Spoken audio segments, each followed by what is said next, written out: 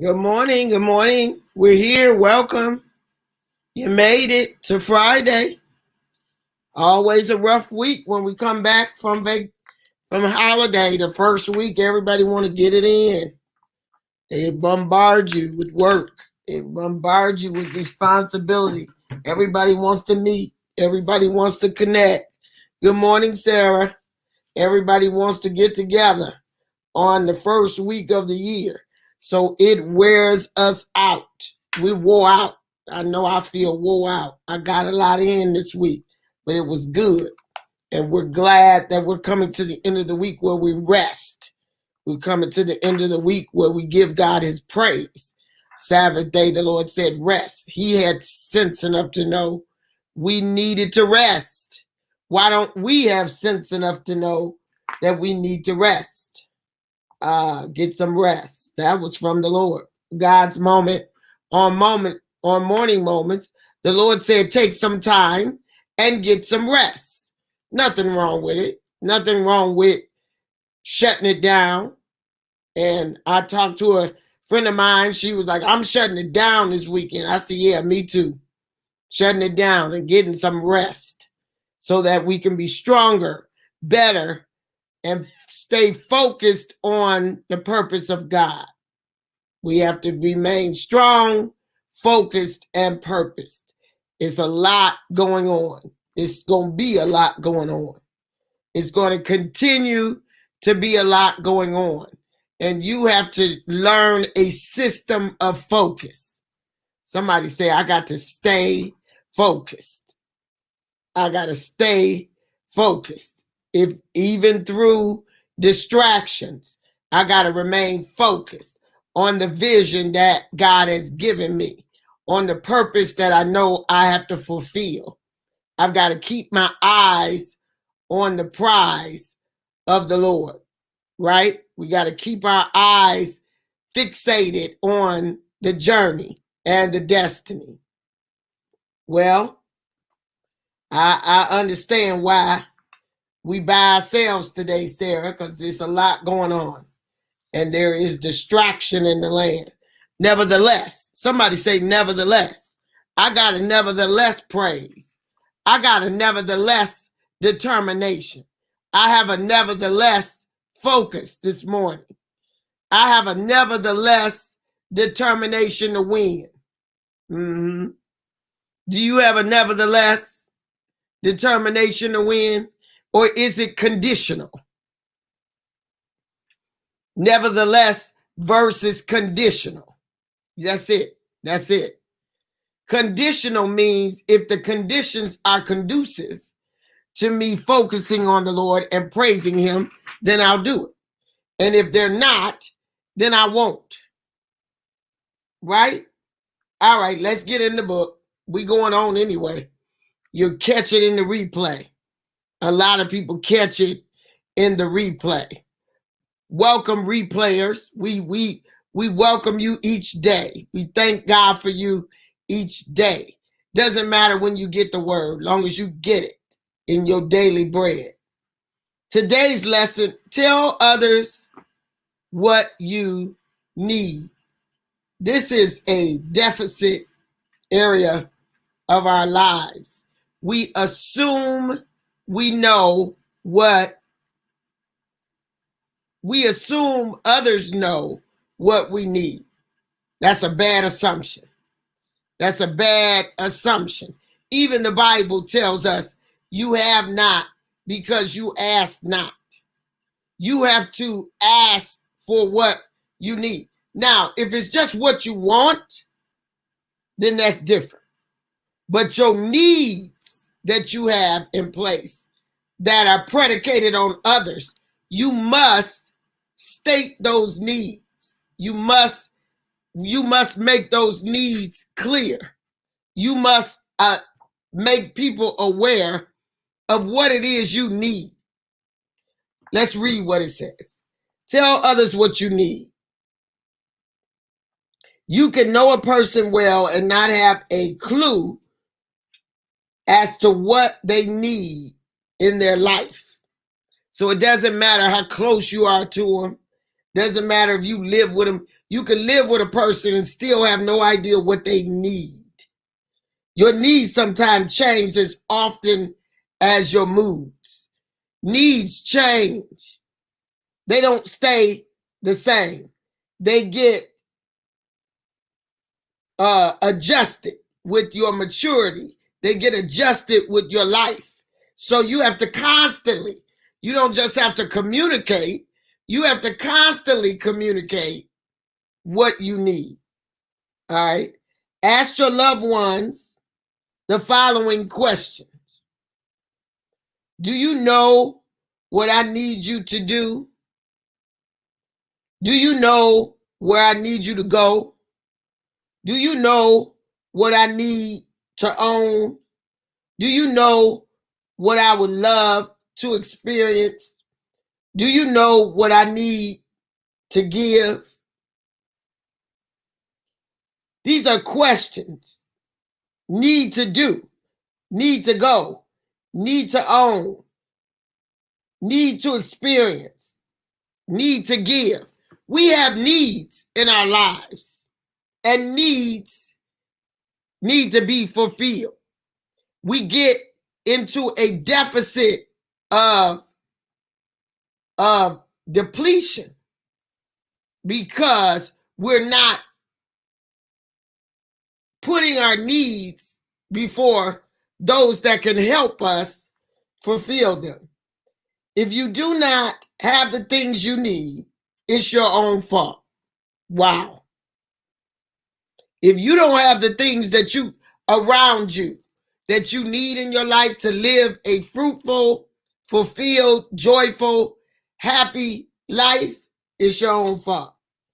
If you constantly remind people of what you need, you will look up and they will assist you in fulfilling those needs. But we don't do this. We expect people to understand and know our needs. You have a lot of people in your life, and I'm afraid to tell you, people they're not that far into you. They may be into you, but they're not that far into you where they're going to study you. God bless you, Evangelist Parker. They're not that far engaged into you where they're going to study you close enough to understand and know your needs. No, that's not what people are going to do. That's not normal behavior. You may have some that will do that, bless their hearts. And those are the people pleasers. The people pleasers will try to understand people's needs as best as they can because they want to fulfill those needs. They want to please you. And they'll study close what it is you need. But if you ever got something done, a gesture, small gesture, kind words, gifts, whatever it is, and it was just what you needed, do you remember how it made you feel when you received exactly what you needed? It's nothing like getting needs fulfilled. A lot of us walk around life unhappy, constantly dissatisfied in life because we're not getting our needs met.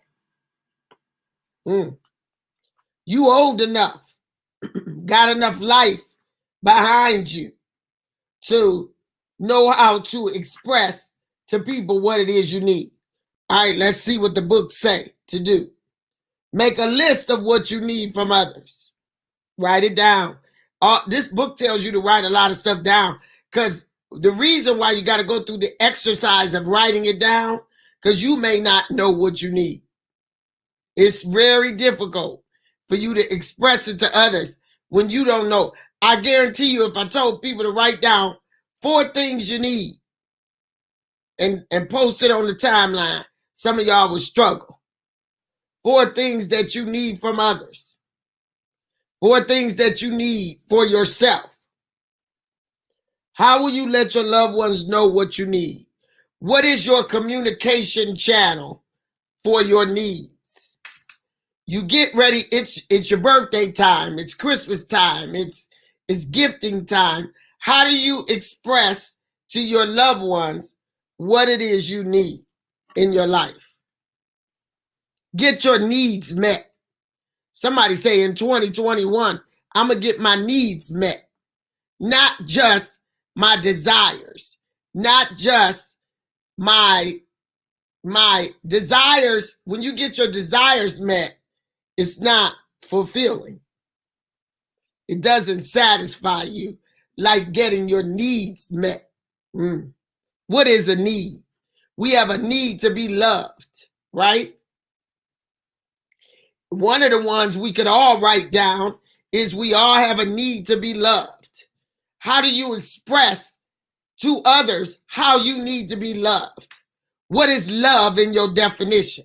The definition of love is different for each one of us. So you have to express your need for love. Come on. Welcome, Mark. Love you. So how do you express? We talk about the 5 love languages. Those are expressions of love. How do you need that love expressed?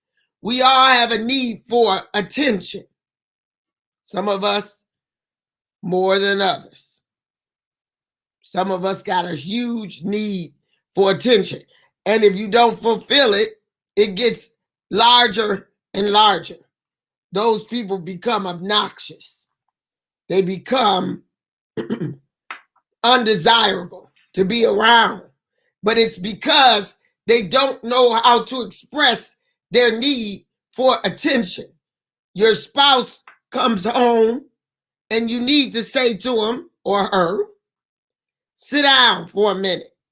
I need you to talk to me. I need conversation. I need a few minutes of your attention. Can I have a few minutes of your attention? And can it be undivided? You've got to ask for it. No, here's what we do.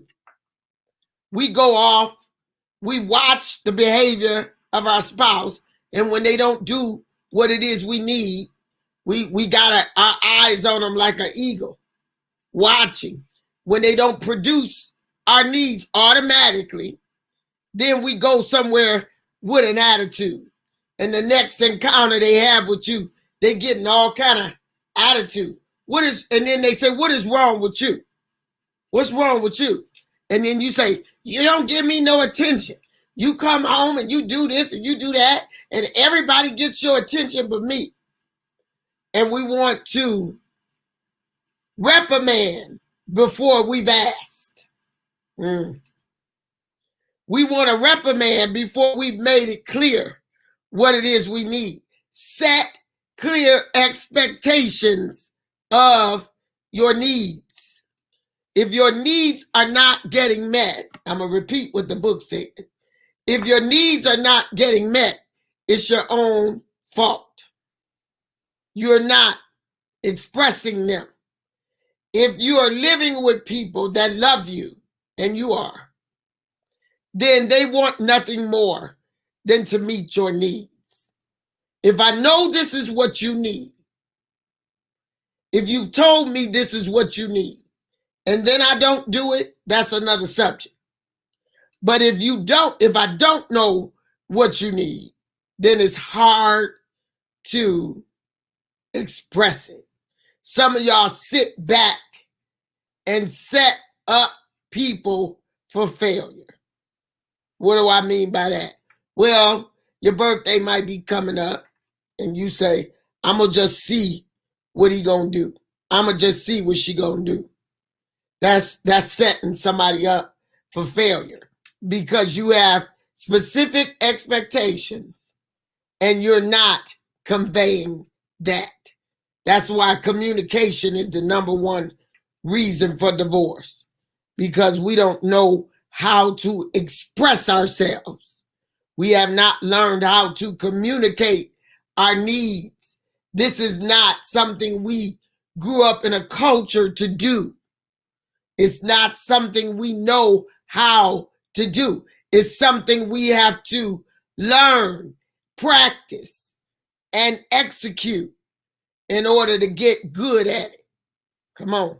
The enemy wants to keep your needs guarded so they can't be fulfilled, because the pathway to on unfulfilled needs is frustration. And down that road, you'll find anger and resentment. And that's the avenue that the enemy wants us on. But I need you to turn a corner today. And the corner you turn is the corner of need expression. I'm going to express what I need. Once you express what you need, then you start to get fulfillment. Down the road to fulfillment is happiness. Down the road, a little bit down the road of happiness, you find joy, peace, love. Keep going, and long suffering is there. That's the avenue of the fruits of the Spirit. So choose ye this day which direction you will go in. Are you going to travel the avenue of bitterness, anger, resentment, and frustration? Or are you going to open up your mouth that you love to do so well? We have great communication when it comes to our disgruntled language. We have great communication when it comes to arguing. We have great communication when it comes to expressing our dissatisfaction. Come on. Welcome, Tina Mule. We have great communication when it comes to expressing what we don't like. Use that great communication, turn it around, and use it to express exactly what it is you need. This is an unusual word from the Lord, but it is a word from the Lord. It's going to make life better. It's going to make life more pleasant. We got to work harder at life in this season because we're confined to our homes more. We're around each other more. We're in vicinity of each other. We're in close quarters with each other. So we've got to learn how to live more successfully. I love you all. Have a blessed weekend. Get into the house of God in your virtual environments and give him his praise. Stay safe, people. Stop sleeping on safety. That's all I'm going to say. Stop sleeping on your safety. Don't take risks. It's when you take risks, that's just the time the enemy will creep in. Don't take risks. Play it safe. Be over safe in this season. I love you. Have a fabulous day. We'll be back on Monday.